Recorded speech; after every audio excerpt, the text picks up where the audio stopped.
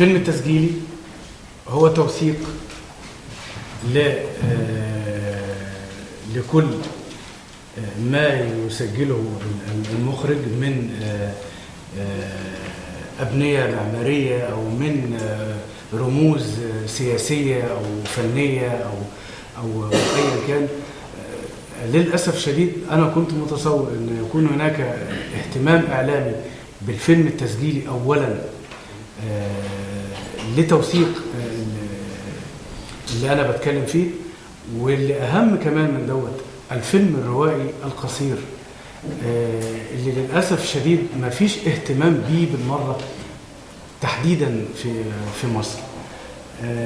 رغم ان الفيلم الروائي القصير بالنسبة للمخرجين إذا كانوا خريجي المعهد أو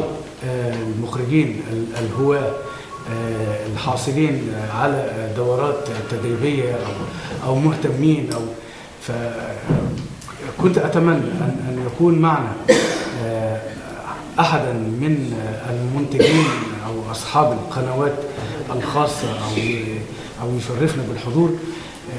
لنلقي الضوء أو ليلقي الضوء على المرحلة القادمة بالنسبة للمخرجين الشباب اللي هم مخرجين الغير منتمين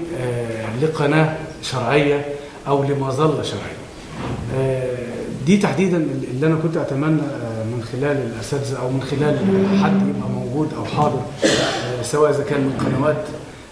أو منتجين لنلقي الضوء على الجزئية دي يا أستاذ إيمان، اللي هي الشباب اللي بيتكبد صرف على فيلم روائي قصير وفي النهاية ما بيلاقيش اهتمام لا متنفس من خلال قناة من خلال مهرجان